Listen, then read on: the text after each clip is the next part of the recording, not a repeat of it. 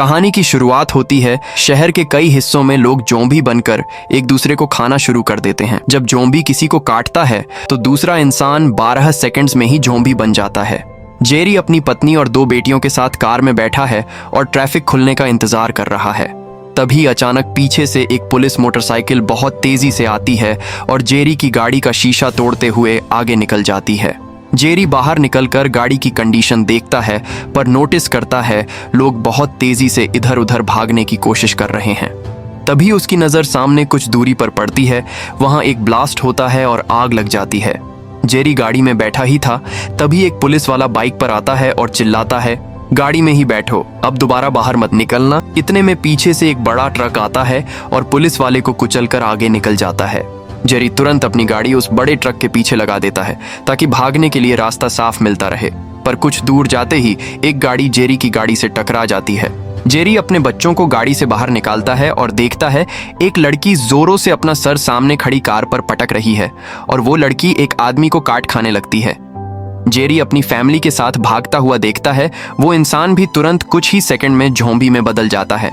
Jerry वहां खड़ी एक गाड़ी लेकर शहर से बाहर जाने की कोशिश करता है। अचानक एक ज़ॉम्बी उन पर हमला कर देता है, पर जेरी की पत्नी ज़ॉम्बी को लात मारकर बाहर गिरा देती है और वो वहां से निकलने में कामयाब हो जाते हैं। रास्ते में जेरी के पास उसके पुराने दोस्त थियरी का फोन आता है, जो संयुक्त राष्ट्र में एक बड़े ओहदे पर काम करता है।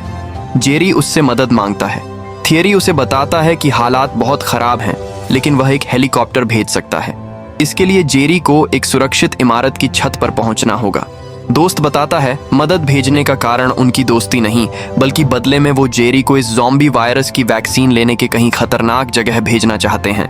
जेरी अपनी पत्नी और बच्चों को लेकर उस बताई गई इमारत की तरफ बढ़ता है। रास्ते में अस्थमा के अटैक के कारण बड़ी बेटी की सांस रुक जाती है। वो एक ग्रोसरी स्टोर पर इनहेलर और कुछ खाने के सामान के लिए अंदर जाते हैं, पर वापस बाहर आने पर उनको अपनी गाड़ी नहीं दिखाई देती। वो एक बड़ी बिल्डिंग देखकर उस तरफ भागना शुरू करते हैं। एक ज़ॉम्बी छत से कार पर गिरता है और दूसरा पीछे से हमला करने लगता है, पर जेरी उसको गोली मार देता है। ये लोग ऊपर की तरफ भाग रहे होते हैं, लेकिन तभी ज़ॉम्बीज़ का एक झुंड उन पर हमला कर देता है।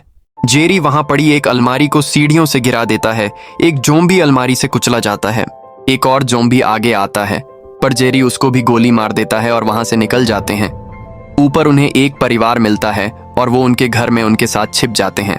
कुछ देर रुकने के बाद वो हेलीकॉप्टर में बैठने के लिए छत की तरफ निकलते हैं, पर उनके निकलने के तुरंत बाद ज़ॉम्बी उस परिवार पर हमला कर देते हैं।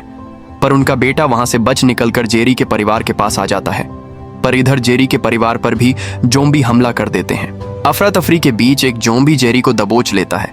वह जेरी को काटने ही वाला होता है कि तभी वो बच्चा वहां आता है और उस ज़ॉम्बी को गोली मार देता है। लेकिन इस हाथापाई में उस संक्रमित का खून उछलकर सीधे जेरी के मुंह में चला जाता है। जेरी को लगता है कि वायरस उसके अंदर चला गया है और अब वह भी संक्रमित बन जाएगा।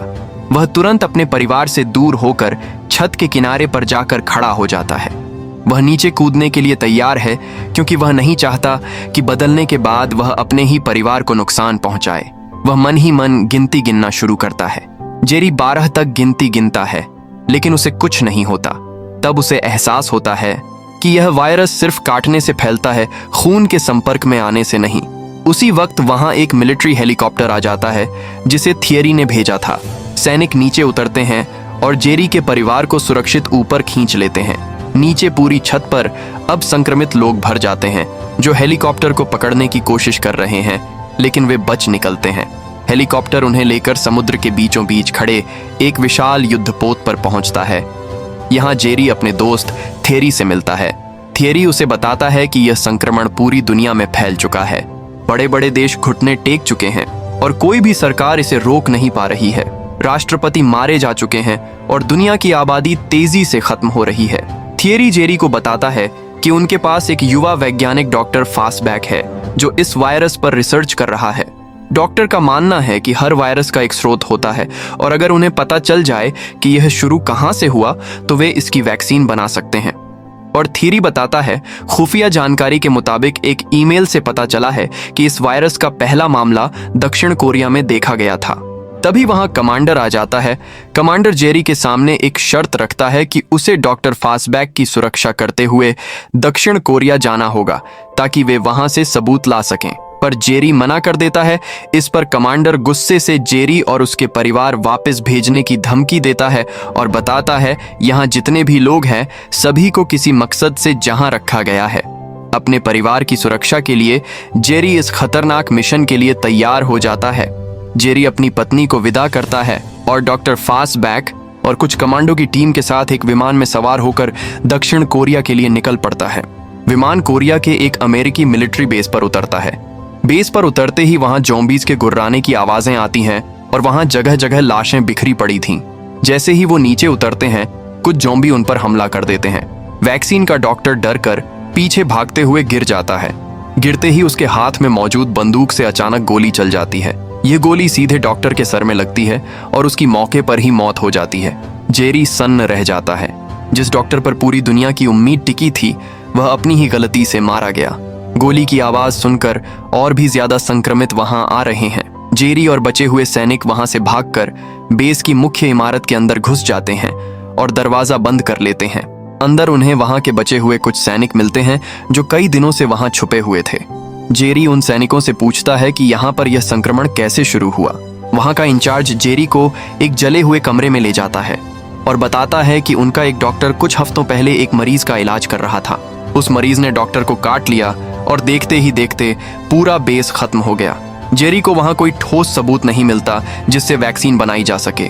तभी वहां कैद में रखा गया एक पूर्व CIA एजेंट जेरी को बुलाता है। वह आदमी थोड़ा सनकी लग रहा है। वह जेरी को बताता है कि इस वायरस के बारे में इजराइल को बहुत पहले से पता था। उसने देखा है कि इजराइल ने अपने देश के चारों तरफ एक विशाल दीवार खड़ी कर ली है ताकि वे इस वायरस से बच सकें। वह आदमी जेरी को सलाह देता है कि अगर उसे जवाब चाहिए तो उसे इजराइल के यरूशलेम जाना होगा क्योंकि वहीं पर उसे इस पहेली का हल मिल सकता है। जेरी के पास अब और कोई रास्ता नहीं है। वह तुरंत अपनी टीम के साथ वापस विमान की तरफ दौड़ता है। बाहर अभी भी सैकड़ों संक्रमित उनका इंतजार कर रहे हैं। वे अंधाधुंध गोलियां चलाते हुए किसी तरह विमान तक पहुंचते हैं और उड़ान भरते हैं। विमान यरूशलेम की धरती पर लैंड करता है। पूरा शहर ऊंची ऊंची कंक्रीट की दीवारों से घिरा हुआ है। ये दीवारें इतनी विशाल हैं कि कोई भी संक्रमित उन्हें पार नहीं कर सकता। जेरी और उसकी टीम को कड़ी सुरक्षा के बीच शहर के अंदर ले जाया जाता है। वहां का नजारा बाहर की दुनिया से बिल्कुल अलग है। बड़ी बड़ी दीवारों के कारण लोग सड़कों पर घूम रहे हैं, बच्चे खेल रहे हैं और हर तरफ शांति है। जेरी की मुलाकात मोसाद के प्रमुख से होती है। वे जेरी को बताते हैं कि जब उन्होंने पहली बार ज़ॉम्बी शब्द सुना तब से ही सुरक्षा की तैयारी शुरू कर दी। इसी तैयारी का नतीजा ये विशाल दीवारें हैं जिन्होंने अभी तक इस शहर को बचा रखा है। जेरी और वह अधिकारी बात करते हुए एक चेक पोस्ट के पास से गुजरते हैं। जेरी देखता है बहुत शरणार्थियों को शहर के अंदर लाया जा रहा है। जेरी अधिकारी से पूछता है, तुम लोगों को शहर के अंदर क्यों ला रहे हो? अधिकारी बताता है, जितने लोगों को बचाएंगे उतने ही ज़ॉम्बी कम बनेंगे। तभी वहां मौजूद भीड़ में से कुछ लोग माइक और बड़े स्पीकर्स पर प्रार्थना गीत गाना शुरू कर देते हैं। देखते ही देखते ये आवाज एक जश्न में बदल जाती है और शोर बढ़ने लगता है। जेरी का ध्यान तुरंत उन स्पीकर्स की तरफ जाता है। उसे याद आता है कि ये संक्रमित आवाज की तरफ आकर्षित होते हैं। वह चिल्लाकर अधिकारी से कहता है कि इस शोर को तुरंत बंद करवाओ वरना बहुत बड़ी मुसीबत खड़ी हो जाएगी। लेकिन वहां इतना शोर है कि उसकी आवाज किसी तक नहीं पहुंच पाती।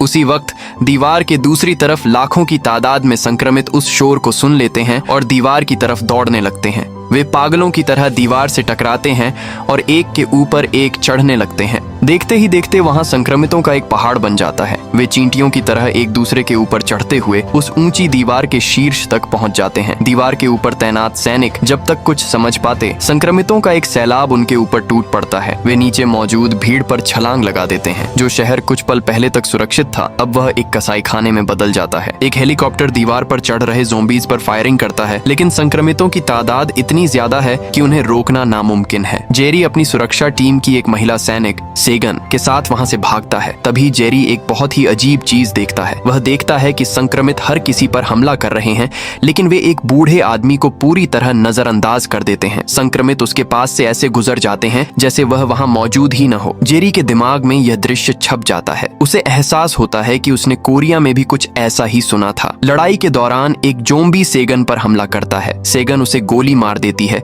पर देखती है उसको हाथ पर काट लिया गया है। जेरी तुरंत सेगन का चाकू निकालकर उसके हाथ को ही काट देता है। फिर जेरी और सेगन ज़ॉम्बीज से बचते हुए हवाई पट्टी की तरफ बढ़ते हैं। रनवे पर एक यात्री विमान उड़ान भरने के लिए तैयार खड़ा है। जेरी और सेगन पूरी ताकत लगाकर उस विमान की तरफ दौड़ते हैं और सीढ़ियों के जरिए अंदर घुस जाते हैं। पायलट तुरंत विमान को रनवे पर दौड़ा देता है। विमान हवा में ऊपर उठता है और जेरी नीचे जलते हुए यरूशलेम शहर को देखता है, जो अब पूरी तरह खत्म हो चुका है। विमान बादलों के ऊपर शांति से उड़ रहा है। अंदर बैठे यात्री डरे हुए हैं, लेकिन उन्हें लगता है कि अब वे सुरक्षित हैं। जेरी सेगन के हाथ की पट्टी बदलता है और उसको एहसास होता है कि चोट लगे हुए लोग या कटे हुए लोगों पर ज़ॉम्बी हमला नहीं करते। जेरी तुरंत थ्योरी को कॉल करता है और विमान को किसी रिसर्च लैब के पास उतारने को कहता है। और जेरी कहता है, पूरी बात समझाने का टाइम नहीं, बस तुम ये काम कर दो। विमान के पिछले हिस्से में एक कुत्ता लगातार भौंक रहा है। जेरी को कुछ गड़बड़ महसूस होती है। वह उठकर देखने की कोशिश करता है। दरअसल